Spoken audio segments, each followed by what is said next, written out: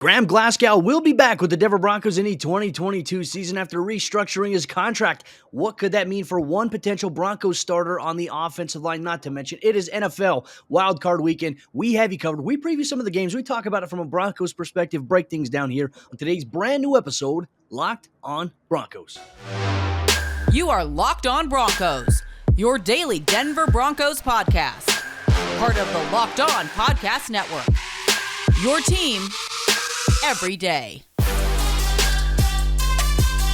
What's up, Broncos country? Welcome back into a brand new episode of Locked on Broncos, your daily Denver Broncos podcast here on the Locked on NFL Network, your team every day. From the South Stands to the end zone, I'm your host, as always, Cody Roark, joined alongside by my co-host, Sayre Bedinger. Both of us, we covered the Denver Broncos for the Locked on Network and 9 News. Thank you once again, Broncos country, for making this show your first listen of the day. Locked on Broncos. You can get this podcast free and available everywhere you get your podcast. You can also watch us here on YouTube. Hit that subscribe button, turn on notifications so you never miss out on all the action. Sayre, my friend, it's great to see you. The Broncos general manager, George Paton, beginning the head coaching search. First interview conducted on Thursday, continues Friday and Saturday, and the Broncos will continue to schedule some interviews all throughout next week as well as they look for their brand new head coach.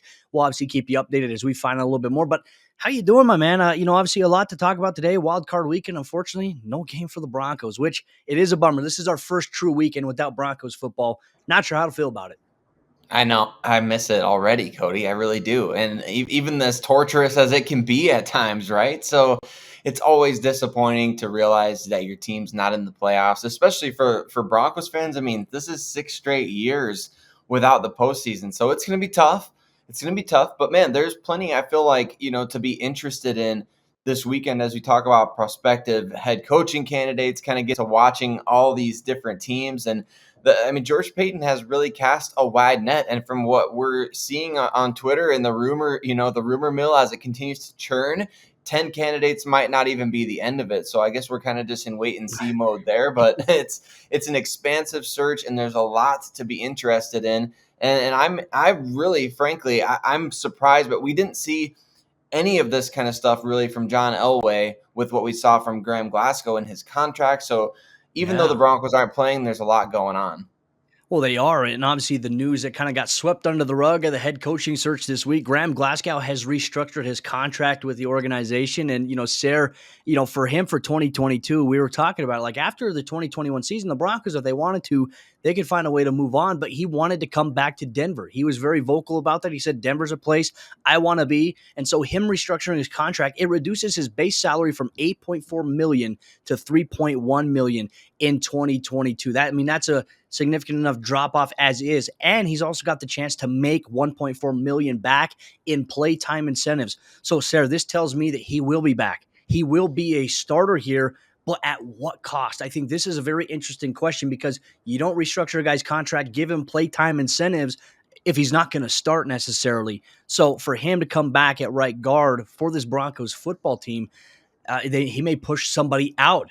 Who's that? Is it going to be Quinn Meinerz that he pushes out at right guard? Could we see him potentially push Lloyd Cushenberry out as he goes to center maybe? Or does Quinn Meinerz go to center and Graham Glasgow goes to right guard? The options are endless. Or does this maybe impact Dalton Risner? I know that his status has been up in the air in terms of the eyes of Broncos fans and us alike talking about his 2021 season. Man, everything is really up in the air. I think you make some great points there and talking about just kind of how this will all fit in, not to mention Netani Muti. A lot of people view him as a potential starting candidate as far as just if he can develop into the player that a lot of people saw coming out of Fresno State a couple of years ago. So I really feel like if the Broncos and George Paton really believe in player development, like he's kind of stated, he really wants that to be the priority.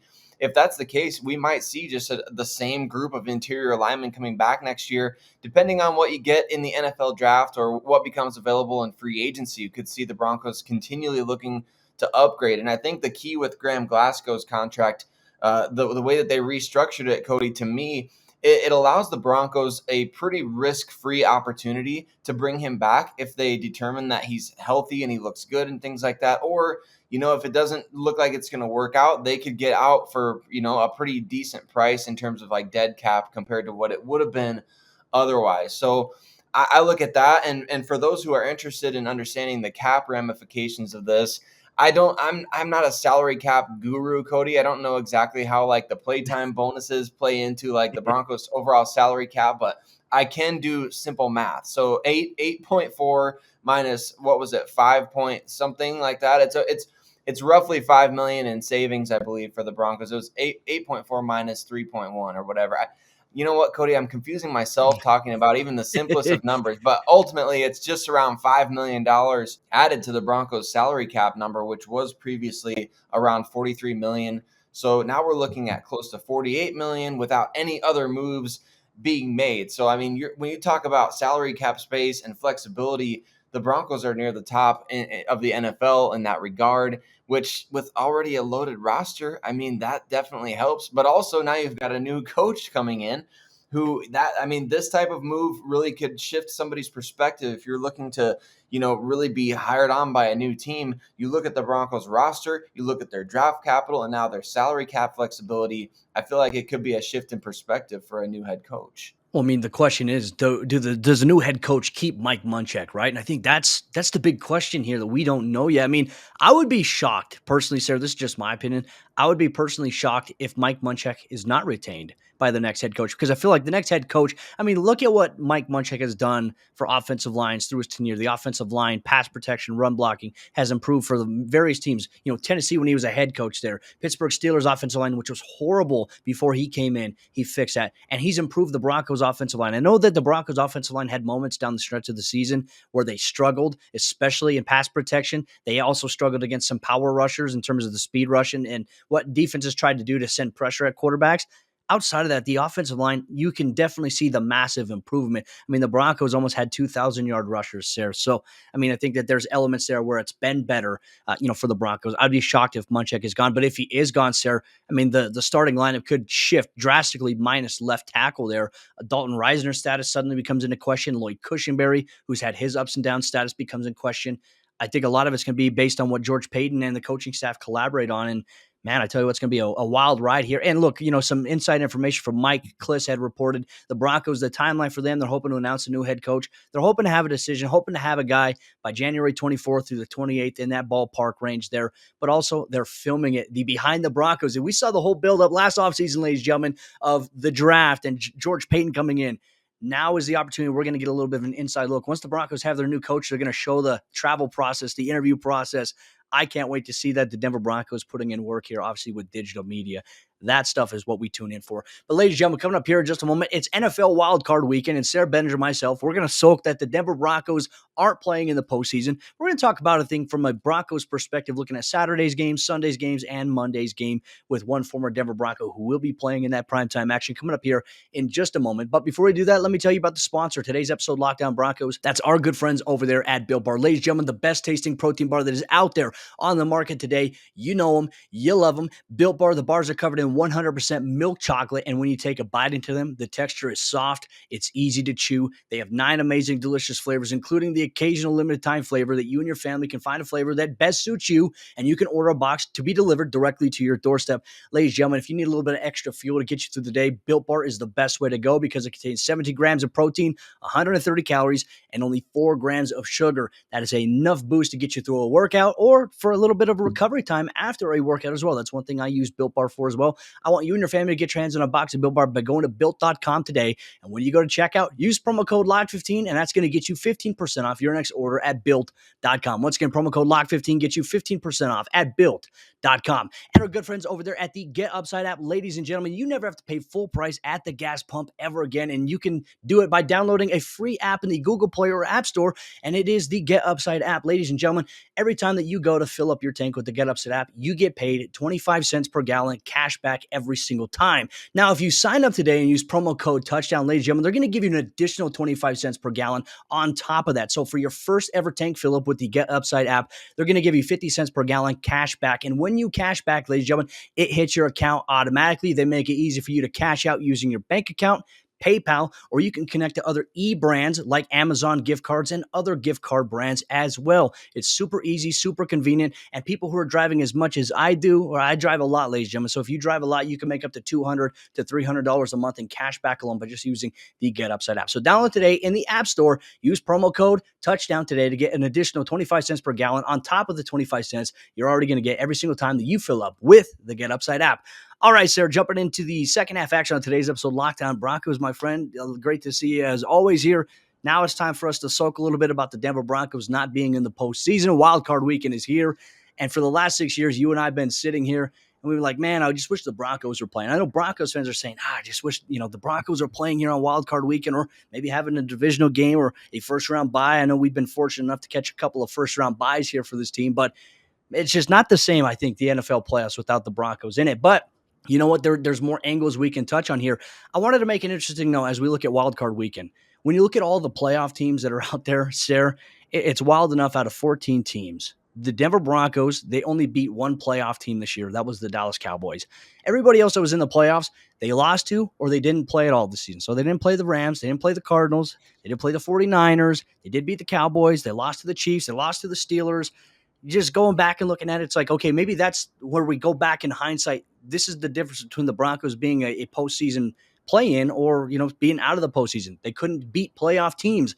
And that, I think, is a little bit of an issue. They had some big games. They had moments where they competed with the Cincinnati Bengals. They came back a little bit against the Steelers. They competed against Kansas City, but they couldn't finish it. And I think that's probably the most frustrating thing about it. So let's talk about Saturday's game. One of the first wild card games that we have, AFC West divisional opponent, the Las Vegas Raiders. Obviously, your boy Q, host of Lockdown Raiders, has you covered. If you're a Raiders fan, you somehow stumble upon this podcast. Thank you for making it this far.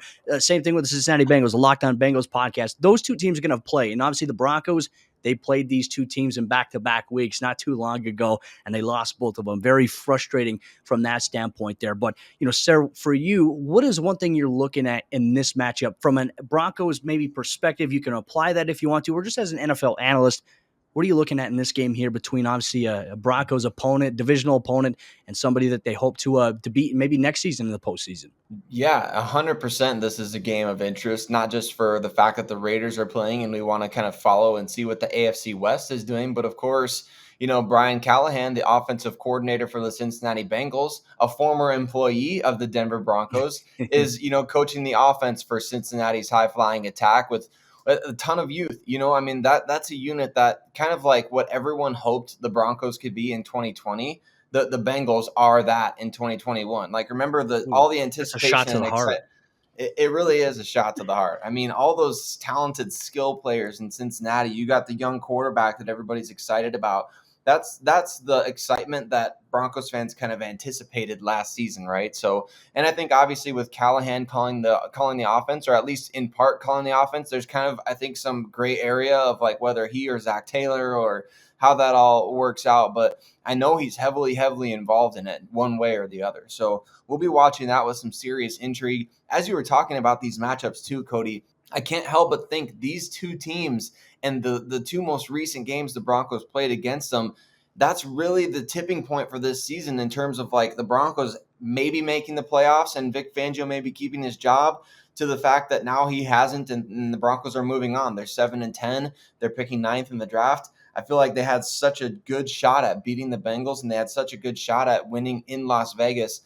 That was the turning point of the season. So these two teams, unfortunately, more so than just watching the AFC West or watching a potential future head coach candidate, to me, they really represent the fact that the Broncos missed out on a huge opportunity this season. Those are two playoff games back-to-back by the Denver Broncos in season. And I know we talked about it. We were frustrated because the Broncos, they dropped the ball really in that one. The Bengals one, they were rolling. And then, you have an injury to Teddy Bridgewater. Drew Lock comes in, gives the Broncos a little bit of a boost at the quarterback position. Then the defense gives up a big play after the Broncos get a touchdown to take the lead against a tough Cincinnati team. And then just the Raiders game was the abysmal performance that we were like, what is going on? This is just demoralizing for this football team. Frustrating as well. But you know what? I've got the Cincinnati Bengals winning this one. This is the Raiders' first playoff game since 2016 where they, unfortunately didn't have Derek Carr in that matchup against the Texans. They lost to Brock Osweiler. But outside of that, I've kind of got Joe Burrow. I got some money on that. So I'm going to go with the Cincinnati Bengals and Joe Burrow, my friend. Who is your pick in this game? I would love to see Joe Burrow and the Bengals get a win. That would be so much fun. So I think, yeah, the Raiders they're feeling pretty good about beating the Chargers in that final regular season game. Maybe a little bit of a letdown. I think with the Raiders, it's so hard to even know what you're going to get from them on a week-to-week basis. So I'm going to bank on what I think is the safer pick as well. I'm going to take the Bengals. Feel like that offense, and they've already beat the Raiders, right? So they've done it before, and I feel like that gives them a little bit of an advantage in this game. So I'm taking the Bengals. The New England Patriots travel to take on the Buffalo Bills. Will be the third time that these two teams have faced off against one another, Sayre. The first one was kind of a snow, monsoon, tornado, blizzard type game, whatever you want to call it. And Mac Jones only threw the ball 3 times, and the Patriots were able to run the ball effectively to win. How crazy is that? I mean, we talk about the Broncos needing to run the ball more. They really accomplished that against a very tough Bills defense at that point. The second matchup, the Bills win. Obviously, Josh Allen putting his pretty much putting the team on his back and carrying them to that victory. Now it's a third time matchup here on Saturday between these two teams, and some former ties. A guy I'm pulling for here is former Bronco Emmanuel Sanders. He hasn't had the season he was really envisioned so far in Buffalo. Not even the season that we envisioned by him going there. We thought it was like, oh my goodness, this is completely game changing. Unfortunately, hasn't worked out that way there. Just, I think anytime you get an opportunity to watch the Patriots lose, which I know Broncos fans, they still hate the Patriots, which rightfully so. I love and support that. I'm going to go with the Buffalo Bills in this one. I think that they're hungry to get back to the Super Bowl, and they're going to be a tough team here in the postseason. I think so too. And just in terms of viewing intrigue, I feel like the Bills are more interesting than the Patriots just in general. And that's nothing against. I mean, the Patriots play good, sound team football. Mac Jones, obviously a really, really good rookie, potentially the rookie of the year offensively. So we'll kind of see how that all plays out. But like you said, I mean, the two matchups between these two teams, it's been tough to kind of really gauge like which version of which team. Again, that's a common theme in the NFL this year. So that first game Yep. between these two, I was thrilled about it because it helped me win a fantasy matchup. I was going up against Stephon Diggs, and you can't throw the ball, so that helped me out. But I'm excited to see this game as well. I think that obviously Buffalo, they're so talented. They're so talented, and they lost a lot of games. Maybe not a lot, but at least a few games this year that they probably shouldn't have. So I think they're kind of a sleeper in the AFC right now. I feel like they were a lot of teams' kind of dark horse pick to be the number 1 seed. And I think they still have that potential to play that way. So I'm picking the Bills in this game for sure.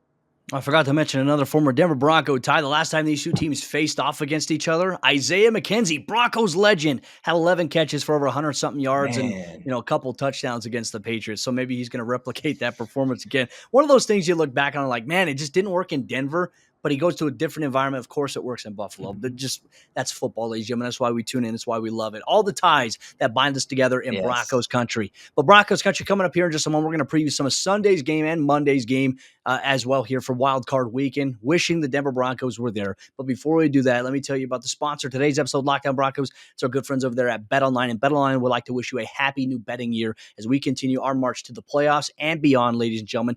BetOnline remains the number 1 spot for all the best sports wagering action for 2022. It's a new year and a new updated desktop and mobile website where you can sign up today and receive your 50% welcome bonus on your first deposit. Just use promo code LOCKEDON to get started. From football, basketball, boxing, hockey, and your UFC and MMA action right to your favorite Vegas casino games, don't wait to take advantage of all the amazing offers available for the 2022 season. BetOnline is the fastest and easiest way to bet on all your favorite sports action. BetOnline, where the game starts, and our good friends over there at onlinegambling.com. And Broncos fans, we're all looking for the edge these days, and I'd like to thank onlinegambling.com for sponsoring today's podcast. If you don't already know, onlinegambling.com is a website dedicated to giving bettors the edge. Throughout the playoffs, they're providing you with the best NFL tips, news, and more to help make your bets as informed as ever. The experts at onlinegambling.com have set me the challenge of putting my own knowledge to the test and coming up with my early Super Bowl predictions to see how much of an expert I really am. I've got it to where the Green Bay Packers are going to take on Joe Burrow and the Cincinnati Bengals. I've got Aaron Rodgers going out on top and then coming over to Denver, but you're going to see the rise of a very strong force in the AFC with the Cincinnati Bengals. That is my Super Bowl prediction, and we'll be keeping a close eye on this prediction as the playoffs continue. But if you're planning on placing a bet during the playoffs, make sure you head to onlinegambling.com before you do. So make sure you visit onlinegambling.com/NFL for all the latest gambling news, tips, and info to beat the odds and give you the edge throughout the playoffs. Remember, onlinegambling.com/NFL to make the most of this year's playoffs. All right, Sayre, as we jump to the fourth quarter action on today's episode, Lockdown Broncos. Once again, Broncos country, thank you for tuning in to today's episode of the show. We had some Broncos news for you a little bit early on about Graham Glasgow restructuring his contract. Now we're previewing Wildcard Weekend, and we're going to do it with a little bit of saltiness here today, obviously, as the Denver Broncos are not in the playoffs. Hopefully that'll change. Hopefully this time next year, Sayre, we're talking about the Broncos having a playoff matchup. Will there be the wild card? Will there be a first-round bye or a divisional matchup? That's what I'm most looking forward to as well. So we'll kind of keep it down here, Lockdown Broncos. For that, ladies and gentlemen, all year long, we have you covered. Opening things up, though, taking a look at one of the other games. You have the Philadelphia Eagles and the Tampa Bay Buccaneers. Now, obviously, you can check out the Lockdown Eagles, Lockdown Buccaneers podcast. You want a more in-depth preview on those teams, respectively. The Eagles, a team that the Broncos lost to as well in a game where we felt like the Broncos probably should have won that game. They just couldn't figure out a way to stop Jalen Hurts. They're taking on the Tampa Bay Buccaneers, who the Denver Broncos lost to last year. And obviously for the Tampa Bay Buccaneers, they're trying to get back and defend their Super Bowl championship. So, I mean, these are intriguing matchups. I don't think that the Eagles have enough to sustain. And people were coming at me on Twitter saying, why are you doing this, man? Why are you talking about the Eagles like this? I just haven't seen enough from the Eagles this season in terms of offensive consistency, not to mention they've been dealing with some injuries. Jalen Hurts dealing with an ankle injury. Obviously, some guys at the running back position. We talk about Miles Sanders, who just had hand surgery several weeks ago. He might be questionable for this game. Just take it on the Tampa Bay Buccaneers and Tom Brady. As much as Broncos country hated him in New England, I think Broncos fans have started to come around really on Tom Brady because he's more fun in Tampa Bay. Who you got in this game? Man, this is a tough one to project because, like you said, the Broncos really saw the best version of the Philadelphia Eagles this year. So that's kind of how I think of them. Now, of course, when we're talking about Broncos intrigue in this game, Jonathan Gannon, defensive coordinator for the Philadelphia Eagles, he's going to interview for the job, and he maybe has the most significant ties to George Paton of any of the candidates thus far. I mean, he was the assistant DB's coach with the Vikings for 4 seasons from 2014 to 2017. I think that's a substantial connection. And so we'll be watching to see, how do you do against Tom Brady in the playoffs? You know, that's a great test for a prospective head coach. So, and as we noted in our head coach, you know, kind of just like quick bios in previous episodes, which you should go back and listen to, Jonathan Gannon, his defense in Philadelphia has been the best in the league since midseason. So that's definitely, that makes this so intriguing. And of course, in the playoffs, you want to be able to run the ball well. What do the Eagles do well offensively? They run the ball well. Even though you mentioned Miles Sanders, the injury, that's obviously a big question mark. So, and now the Buccaneers, they got Broncos great John Brown coming in to help them out at their depleted wide receiver position. So I'm intrigued by this game, Cody. I don't have the guts to pick against Tom Brady in a playoff game like this, especially against a young QB and a first-year head coach in Philadelphia. So I'm going with the Buccaneers. All right, let's go to San Francisco 49ers taking on the Dallas Cowboys. Obviously, the Broncos were a team early on in the season that was able to go into Dallas and beat them. The 49ers, obviously a lot of intrigue there. Deebo Samuel, who won, I think myself and many of you that are listening to this podcast, he helped win you some games in fantasy football this season. This is going to be my shocker pick of the week here. Not to be bold, but I think the 49ers are going to upset the Dallas Cowboys. I think the Cowboys go one and done in the playoffs. And obviously the Broncos, they're interviewing Dan Quinn in this regard here. He's going to have a lot of his key defensive guys back. Obviously, Micah Parsons, who did not play in the Week 18 regular season finale due to being on the COVID list. Keep an eye on that. And also one of the Broncos' offensive, interviews that they have there with Kellen Moore for their head coaching vacancy. Something to keep an eye on. Sayre, quickly, what are your thoughts? Who are you going to pick in this game to win? I'm with you. I like the 49ers, and I think that makes all the more intriguing the Broncos' decisions with Dan Quinn and Kellen Moore, right? I mean, things up, baby. It could speed things up, or you could look at that as like, dang, like we're gonna hire these guys that just got bounced from the playoffs after, I mean, that would, and that maybe you add Mike McDaniel, the offensive coordinator for the 49ers, to the mix. I mean, I'm just saying you maybe throw some things out there, but to me, I'm going with the 49ers in this game. They're red hot. They're getting healthy. They just look so dangerous. And Jimmy Garoppolo, for all his faults, when he plays well, man, he's actually pretty darn good. So yeah. I feel like the 49ers are playing really good team ball right now, so that's who I'm taking. Pittsburgh Steelers travel to take on the Kansas City Chiefs. The Steelers got in by beating the Baltimore Ravens last week, and obviously with the Raiders' victory over the Chargers, it helped get them in. They were really hoping those two teams didn't tie in Sunday Night Football last week, taking on Kansas City. Now, look, I think that it kind of writes kind of Hollywood-like-esque in a sense for Ben Roethlisberger. For him, his career is pretty much almost done, right? This is it for him. Somehow was able to get into the postseason, Now it's all about, what can you do here? I just don't think that the Steelers have enough firepower. I don't think Big Ben is good enough at this point of his career to be able to try to outpace Kansas City, even if Kansas City will give up a couple of big plays or, in fact, they're going to score points. I don't think that Pittsburgh can manage that. I'm going to go with Kansas City in this game as well. I am too. I think the safe bet is obviously Kansas City, unless, Pittsburgh defense, they're capable of kind of wrecking things. That's the only reason they're in the playoffs right now anyway, is the fact that they've been sort of opportunistic offensively. Obviously, Najee Harris has been a great addition for their team, but defensively, TJ Watt, can he do what a defensive MVP is supposed to do and get after Patrick Mahomes in this game and cause a few more turnovers than the Chiefs? Obviously, I mean, that was what lost the Chiefs a few games early in the year. They were turning the ball over too much offensively, and I think that the Steelers, if any team is going to affect Patrick Mahomes in a significant way, this is kind of a weird matchup for the Chiefs in round one. So I kind of have the Chiefs on alert in this week, and maybe that's wishful thinking, but I'm still picking them to win. All right, you heard it here first from Sayre Bedinger. We like being bold here, ladies and gentlemen. We really do. Final one, Monday Night Football. We get the Manning cast for one last time. This is a good matchup. Von Miller on the LA Rams taking on the Arizona Cardinals and Kyler Murray. This will be the third time these teams have faced off so far this season. The Rams have concerned me, I think, up and down throughout the season. There's been times I'm like, okay, they're the best team in the NFL. Then they have moments, especially like even last week against the 49ers, where I'm like, I don't know if I can trust them. And I don't trust the Rams in the playoffs.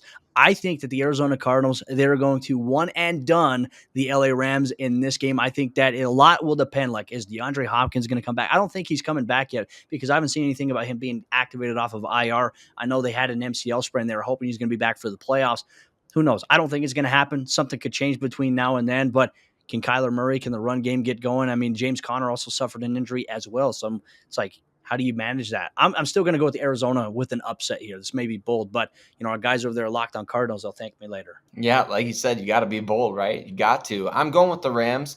Personally, for me, I feel like, I want to see Von Miller continue to have success. And it's not necessarily that I want the Rams to win the entire Super Bowl.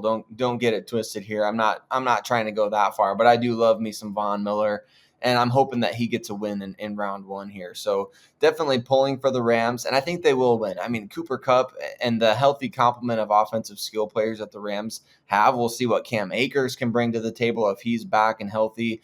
And I just feel like that they've invested so much. It would be, I mean, could you imagine the letdown if you made all these trades and all these things that the Rams have done to lose in round one? I mean, it wouldn't be surprising. I mean, the Cardinals are good. They're really good. So Vance Joseph, who's going to win, Vance Joseph or Von Miller in this game? I don't know. We'll find out, but I think it's going to be fun to watch. I'm taking the Rams, though. See, I love how we were able to kind of put a Broncos twist on everything, all the game previews that we looked at here. Broncos Country, share with us your Wildcard Weekend picks as well. Go ahead and go on YouTube, comment the winners of each game that you think are going to win here in Wildcard Weekend. And you know what? We may send something to the winner who gets all of them correct. We want to see just how good you are at picking games. Send them here in the YouTube comment section or on Twitter at Cody Roark NFL, at Sayre Bedinger, at Locked On Broncos. But that will conclude today's episode, Locked On Broncos. The Broncos head coaching search continues as the Broncos and George Paton and counsel. They're on the road and they're interviewing candidates. Broncos Country, how soon could it be until we hear about the Broncos' next head coach? Keep your dials turned in here to the Locked On Broncos every single day, all year long. We have you covered. Appreciate you, Broncos Country. We'll see you on Monday for a brand new episode, Locked On Broncos.